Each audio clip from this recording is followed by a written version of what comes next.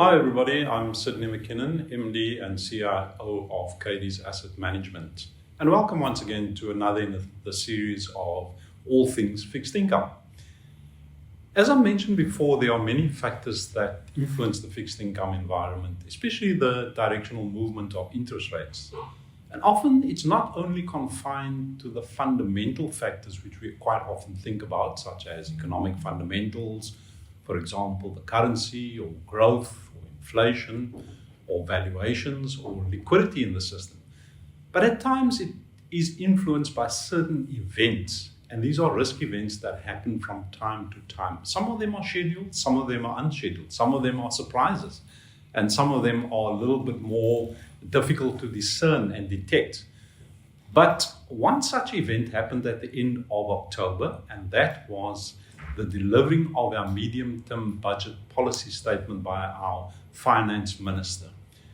So what is this medium-term budget policy statement, or MTBPS as it's known for short? What is this all about? I think the first thing to understand is that every government, no matter what government, should have, or every good government should have, a decent budget.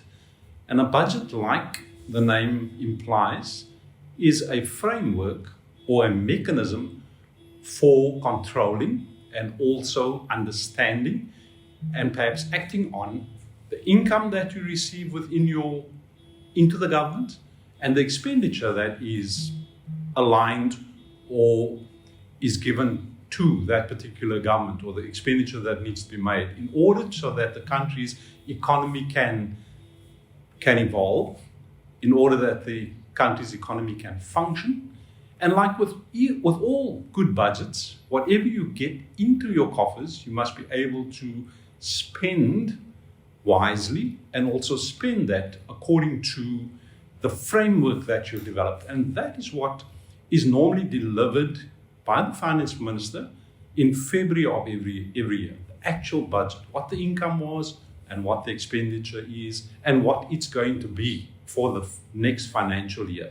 But in October or November of every year, the medium-term budget policy statement is tabled, first of all, to give a framework as to what the budget's going to be like in February. That's the first thing. The second thing that MTBPS attempts to do, or should be doing, is to describe the government's goals and objectives in attaining, or achieving, rather, let's use the word achieving, its budget goals and targets. So they will describe that in the MTBPS. The third thing that it does is to describe the current and future economic environment. So it will talk a little bit around things like growth. It will talk a little bit around things like inflation. It will talk a little bit possibly things like employment. It will give a sense of the health of the economy and how the government is going to go about structuring its budget to assist the economy to achieve its goals and targets. The fourth thing that it describes and discusses is the resources that's available that the government has to achieve its goals and objectives. What resources can it use to be able to do what it sets out to do in terms of maintaining or working towards a healthy economy?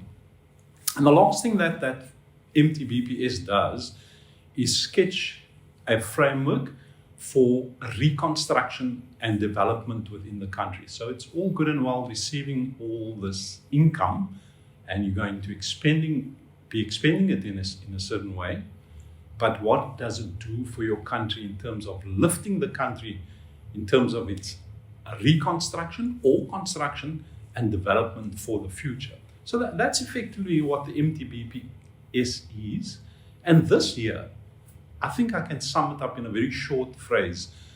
When the finance minister delivered his statement, it was very apparent that spending was going up and that income was coming down.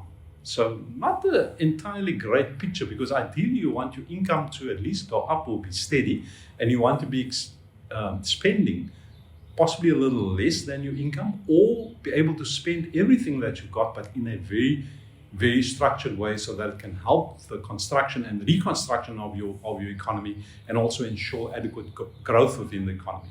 So what they did this time around was when I spoke earlier on about the explanation as far as the economy is concerned, they revised their growth estimates a little bit. So they said, look, growth will still be up slightly, but it's not going to be as great. And I think we all know this because our economy is plagued by issues such as high unemployment and business confidence that still needs to tick up, and we still need consumer confidence to also improve. So they revise that down. And what they do is they also look, when they project what growth is going to be, they do it over what is known as the medium-term expenditure framework. It's just another nice way of saying we're going to look at things over the next 3 years and see how things are going to pan out and what we anticipate things are going to be. So they do recognize that the economy is still fairly subdued, and so they had to revise their growth estimates. So that's on the one end of the scale. On the other end of the scale, they also said, listen, we anticipate that our revenue collection, because as with any budget, you've got to consider what you're getting in versus what you are expending or giving out on the other side. And what they are going to be receiving in, they've also revised down. That's what they term revenue collection. In other words, money that the government receives as a result of taxes. And in this particular instance, or this year, they've noted that things like VAT, value-added tax, is going to be down a little bit more than they anticipated. Personal income tax, because the economy is constrained. That is you and me as ordinary citizens paying our income tax. That is also going to be down because we've still got very high unemployment in the country. And they also have certain costs that they need to cover that are a little higher than anticipated. So what does that mean when you've got sort of subdued growth and you've got the revenue collections that are not as great as you originally anticipated? It creates what is known as a deficit or a budget deficit. In other words, you are getting in less than what you are spending. And how does the government normally fill that gap? It fills that gap by borrowing. So it would borrow in the form of bonds locally or from overseas, abroad, to fill that gap.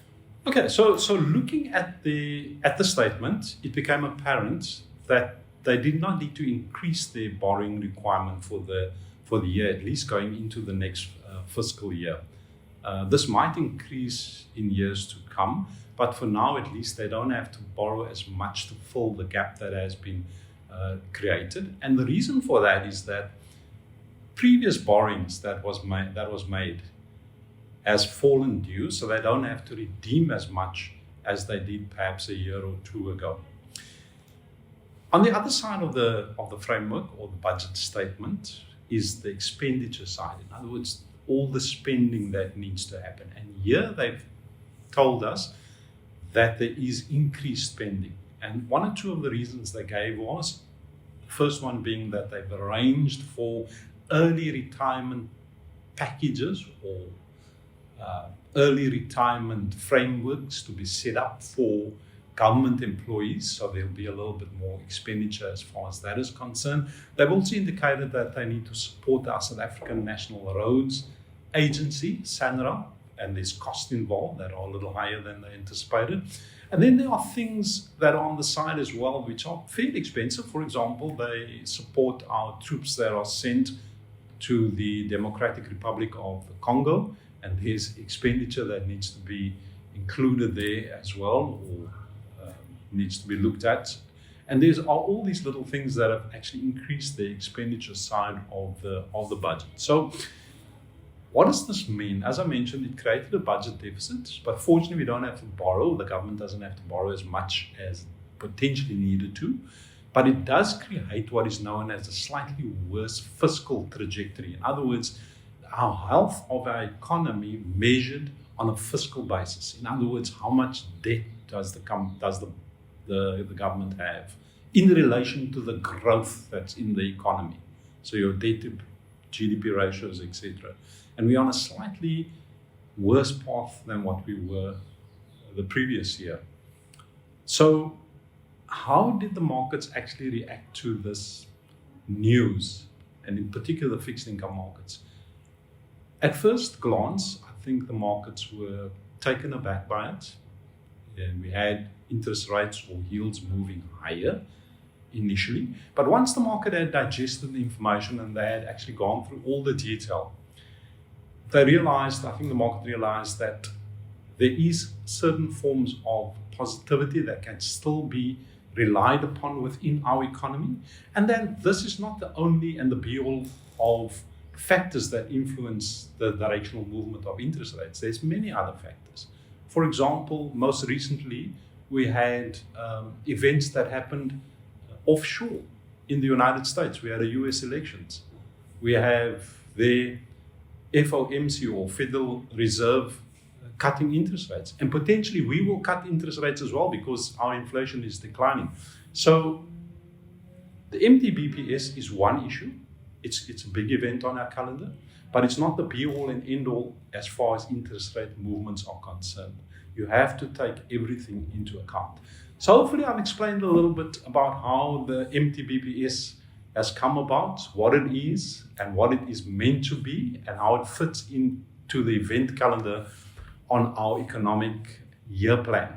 So till next time, this is Sidney McKinnon, CIO and MD of Cadiz Asset Management, in the series of all things fixed income.